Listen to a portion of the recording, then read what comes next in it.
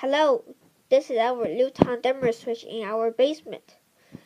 And if you want to turn it off or on, press the round dimmer like this. Now it's off, and I'm going to turn it back on. And right now it's at full brightness because we want, and it is full brightness, and it controls a lot of recessed lights. 4 of them over here, 4 more over there. And 1 more over here.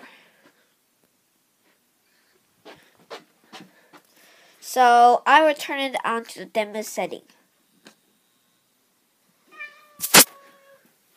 This is the dimmest setting.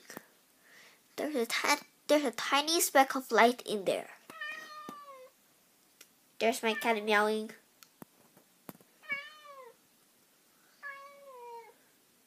Now I'm going to turn it up.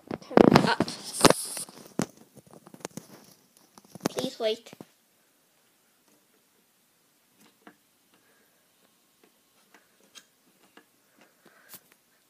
Just like that. Now it is the full brightness. And I'm going to turn it off again. Like this. Thank you for watching.